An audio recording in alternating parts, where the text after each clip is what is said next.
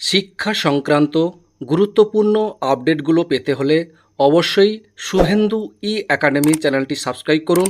পাশে থাকা bell আইকনটিতে click করে ভিডিওটি বেশি বেশি করে শেয়ার করুন। নমস্কার, আপনি দেখছেন শুভেন্দু ই একাডেমিক ইউটিউব চ্যানেল। শিক্ষক শিক্ষিকা শিক্ষাকর্মীদের জন্য খুবই গুরুত্বপূর্ণ একটা আপডেট দেখুন। স্কুলের নিয়োগপত্র ও বদলির অর্ডারের প্রতিলিপি চান, দিতে হবে 1000 টাকা। দেখুন, স্কুলের শিক্ষক শিক্ষাকর্মীদের জন্য নয়া নির্দেশিকা মধ্যশিক্ষা পর্ষদের বদলির নির্দেশ ও নিয়োগপত্রের ডুপ্লিকেট প্রতিলিপি নেওয়ার জন্য এবার থেকে 1000 টাকা করে দিতে হবে, এই মর্মে নির্দেশিকা জারি করেছে পর্ষদ, যা নিয়ে অসন্তোষে দানা বেঁধেছে শিক্ষক মহলে। টাকি বয়েজ স্কুলের প্রাক্তন প্রধান শিক্ষক পরেশ চন্দ্র বলেন, কোনো কারণে শিক্ষক বা শিক্ষাকর্মীদের নিয়োগপত্র বা বদলির নির্দেশ হারিয়ে গেলে প্রতিলিপি দেবে, তার জন্য 1000 টাকা, এটা সত্যি অনেক বেশি।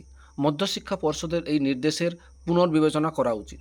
এই নির্দেশের আগে পর্যন্ত এই পরিষেবা দিতে কোনো টাকা নেওয়া হতো না। পর্ষদ সূত্রে খবর, প্রতিলিপির কপি দেওয়ার জন্য আবেদনের সংখ্যা ক্রমেই বৃদ্ধি পেতে থাকছে এবং তা দেওয়ার জন্য অনেক পুরনো নথি খুঁজে বার করতে হচ্ছে। বহু ক্ষেত্রে একই ব্যক্তি বারংবার আবেদন করছেন, সেই কারণেই এই টাকা ধার্য করা হয়েছে।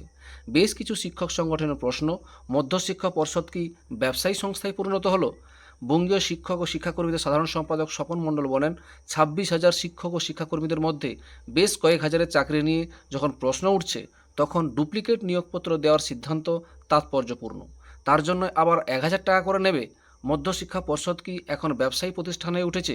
প্রতিলিপি বা ডুপ্লিকেট কপির আবেদন করার ক্ষেত্রে শিক্ষক শিক্ষাকর্মীদের জন্য নিয়মাবলীও বেঁধে দিয়েছে মধ্যশিক্ষা পর্ষদ।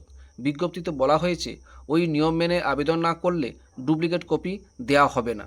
পার্ক ইনস্টিটিউশনাল স্কুলের প্রধান শিক্ষক বলেন, ছোট্ট কাজের জন্য এত টাকা ধার্য করা উচিত হয়নি, ভাবনার পুনর্বিবেচনা করা প্রয়োজন পর্ষদের।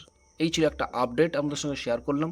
ভিডিওটি দেখার জন্য অসংখ্য অসংখ্য ধন্যবাদ।